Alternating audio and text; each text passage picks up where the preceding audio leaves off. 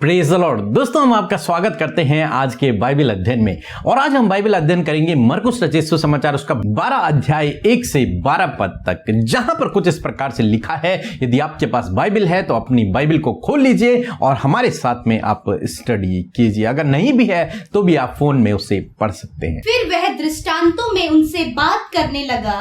किसी मनुष्य ने दाख की बारी लगाई और उसके चारों ओर बाड़ा बांधा और रस का कुंड खोदा और गुम्मट बनाया और किसानों को उसका ठेका देकर परदेश चला गया।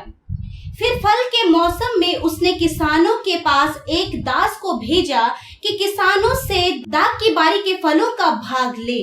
आमीन। दोस्तों, यहां पर कुछ इस प्रकार से हुआ। यीशु मसीह उन सब लोगों से, किन लोगों से, जो वहां पर हमने पिछले स्टडी में देखा कि शास्त्री, फरीसी, महायाजक और अन्य लोग और यीशु मसीह के चेले जो वहां पर एकत्रित थे, शास्त्री फरीसी जो यीशु को पकड़ना चाहते थे, उस पर दोष लगाना चाहते, जो उसके अधिकार का प्रश्न उससे पूछ रहे थे, उन्हीं सब लोगों से फिर से यीशु मसीह दृष्टांत के द्वारा एक उदाहरण देकर समझाने लगे। वो यीशु मसीह ने क्या कहा कि एक मनुष्य ने अपनी दाख की बारी लगाई, उसने सब कुछ तैयार किया और उन सब चीजों को एक किसान के हैंडओवर कर दिया, एक व्यक्ति को दे दिया कि मैं प्रदेश जा रहा हूं, तू इनकी देख रेख कर, तू इनसे फसल होगा और इसका कुछ भाग तू मुझे दे देना, यानी कि परसेंटेज। यानी कि उस स्वामी ने कहा कि इसका सपोज 10% तू मुझे दे देना, बाकी तू खुद रखना, या फिर 50% मुझे दे देना, बाकी तू खुद रखना, और तू काम कर,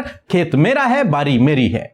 और वो वहां से चला गया, दूर देश चला गया, अपने देश में चला गया, या फिर किसी भी कारण से बाहर चला गया। तो स्वामी ने क्या किया, जब फल का मौसम आया, जब फसल पकने का समय आया, तो उसने अपने एक दास को उस खेत में भेजा, उस किसान के पास भेजा जिसको उसने अपनी खेत की बारी दे रखी थी, और वो सेवक उसके पास गया। तो क्या किया उन किसानों ने, क्या किया, पर उन्होंने उसे पकड़कर पीटा और छूछे हाथ लौटा दिया।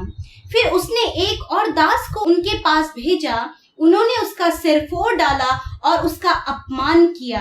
आमीन। दोस्तों, यहां पर कुछ इस प्रकार से हुआ कि जब वो सेवक उस खेत की बारी में गया, उस किसान के पास गया, तो उन कुछ किसानों ने मिलकर, जो उस खेत में काम कर रहे थे, उन लोगों ने मिलकर उस सेवक को मार दिया, मारकर भगा दिया, ये सोचकर कि अब ये खेत हमारा है, अब ये खेत की बारी हमारी है, जो भी इसमें फल है, जो भी फसल है, वो सब हमारी है, तेरे स्वामी का इस पर कुछ नहीं लगता। एक तरीके से उन्होंने उस पर कब्जा कर लिया, जबकि वो किसका था, वो तो स्वामी का था, परंतु इन लोगों ने उस पर कब्जा कर लिया। फिर उसने एक और सेवक को भेजा, इन्होंने उसके साथ में भी बुरा व्यवहार किया, उसे, उसके सर को फोड़ दिया, उसे मारा और उसे मार करके फिर से भगा दिया।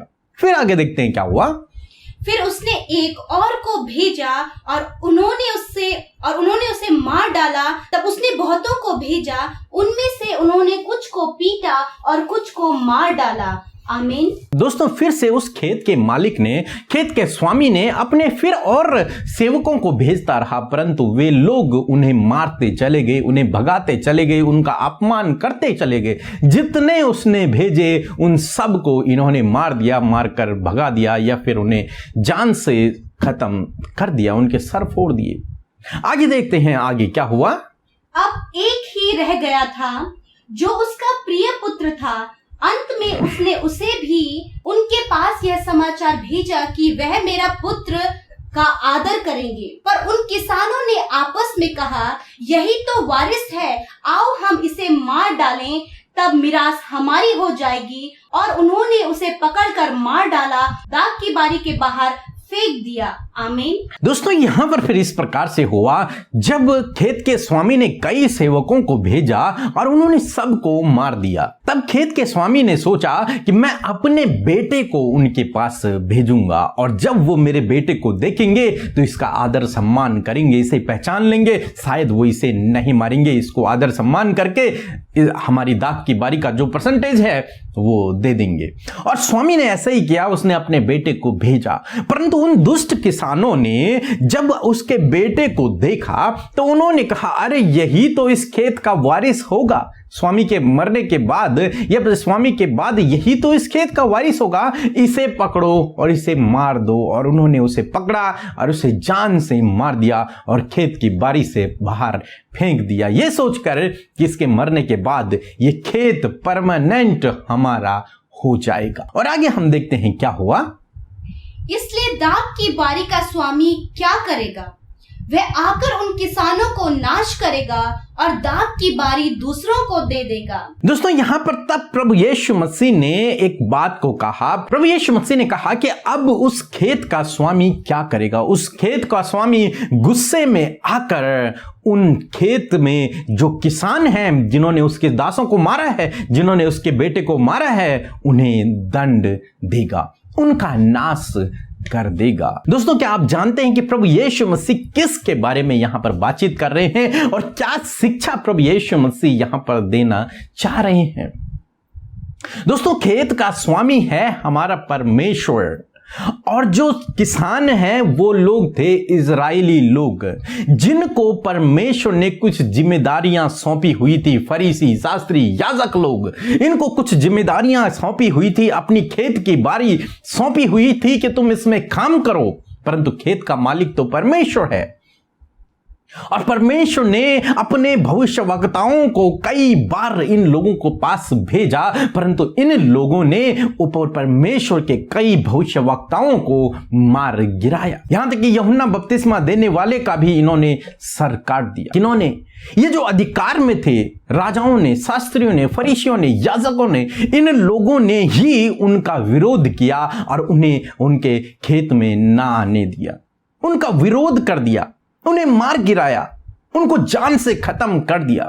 और तब परमेश्वर ने अपने एक लौते बेटे प्रभु यीशु मसीह को इनके पास भेजा कि क्या जाने ये लोग प्रभु यीशु की सुने, मेरे बेटे की सुने, उसका आदर सम्मान ये लोग करेंगे। परंतु जब प्रभु यीशु मसीह आए तो इन्होंने प्रभु यीशु मसीह को पकड़ने का, उसको भी मारने का प्लान बना लिया। हम इसको भी मार गिराएंगे। तो प्रभु यीशु मसीह उन शास्त्रियों, उन फरीसियों को बता रहे थे कि तुम वो लोग हो जिन्होंने परमेश्वर के सारे सेवकों को मार गिराया और अब तुम परमेश्वर के बेटे यानी कि मुझे भी मारने का प्लान कर रहे हो। तुम तो केवल एक सेवक थे, तुम तो केवल एक किसान थे परमेश्वर की बारी के, परंतु अब तुमने इस बारी पर, इस खेत पर पूरा कब्जा कर लिया है कि तुम्हारे अनुसार सारे लोग कार्य करेंगे, न कि परमेश्वर के अनुसार। तुमने ऐसा कर लिया है। इसलिए प्रभु यीशु मसीह उनसे इस दृष्टांत के द्वारा उन्हें बताना चाह रहे थे कि तुमने इतने घोर अपराध किए हैं, तुमने उस दाख की बारी को अपना बना लिया है, जबकि वो परमेश्वर की थी, और तुम परमेश्वर के बेटे का अपमान कर रहे हो, उसे मारने की कल्पना कर रहे हो, योजना बना रहे हो। और आज से पहले तुमने बहुत से भविष्यवक्ताओं को जो परमेश्वर के नाम से तुम्हारे पास आए, तुमने उन्हें मार गिराया। ये प्रभु यीशु मसीह उन्हें बताना चाह रहे थे। आगे हम पढ़ेंगे कि वो लोग समझ गए इस बात को। आगे हम पढ़ते हैं क्या हुआ। क्या तुमने पवित्र शास्त्र में ये वचन नहीं पढ़ा, जिस पत्थर को राजमिस्त्रियों ने निकम्मा ठहराया था वही कोने का सिरा हो गया। यह प्रभु की ओर से हुआ और हमारी दृष्टि में अद्भुत है। तब उन्होंने उसे पकड़ना चाहा, क्योंकि समझ गए थे कि उसने यह हमारे विरोध में दृष्टांत कहा है, पर वह लोगों से डरे और उसे छोड़कर चले गए। आमीन। दोस्तों, यहां पर फिर प्रभु यीशु मसीह ने एक बात को कहा। प्रभु यीशु मसीह ने कहा, क्या तुमने परमेश्वर के वचन को नहीं पढ़ा? पुराने नियम में लिखा है कि जिस पत्थर को राजमिस्त्रियों ने ठुकरा दिया था, उसे ही परमेश्वर ने कोने का सिरा बना दिया। कहने का मतलब प्रभु यीशु मसीह उन्हें समझाना चाह रहे हैं, तुम जो राजमिस्त्री समझते हो अपने आप को, जो तुम धर्म के ठेकेदार हो, तुम लोगों ने जिस पत्थर को निकम्मा ठहरा दिया, परमेश्वर ने उसी पत्थर को कोने का सिरा बना दिया। आप जानते हैं कोने का सिरा क्या होता है? जो कोने पर जो पत्थर लगता है, मकान के कोने पर जो पत्थर लगता है उसे कोने का सिरा कहा जाता है, और वही पत्थर मकान को एक अच्छी सेव देता है, एक अच्छी सेप देता है। जैसे एक इंपॉर्टेंट पत्थर होता है नींव का पत्थर, ऐसे ही एक और इंपॉर्टेंट पत्थर होता है, वो होता है कोने का पत्थर। और प्रभु यीशु मसीह के बारे में लिखा है कि प्रभु यीशु मसीह वो कोने का पत्थर है जिसको राजमिस्त्रियों ने ठुकरा दिया, यानी कि इजरायलियों ने, यानी कि शास्त्री, फरीसी, महायाजक, राजा, उन लोगों ने ठुकरा दिया, परंतु परमेश्वर ने उसी को उठाकर कोने का सिरा बना दिया। मसीह लोगों के लिए वो कोने का सिरा बन गया। परमेश्वर ने उसी ठुकराए हुए पत्थर को उठाकर उसे मकान के सबसे ज्यादा इंपॉर्टेंट जगह पर रख दिया, उसे कोने का सिरा बना दिया।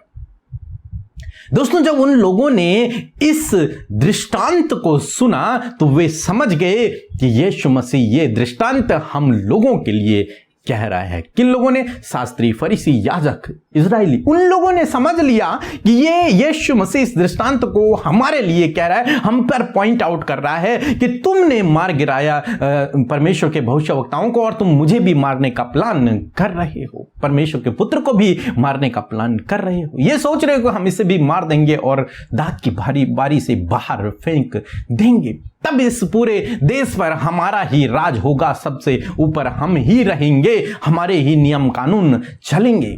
परंतु वे लोग यीशु को पकड़ना तो चाहते थे, परंतु वहां पर बहुत सारे लोग थे जो यीशु मसीह के सपोर्ट में थे, इसलिए वो डर गए और वहां से यीशु मसीह को छोड़कर चले गए।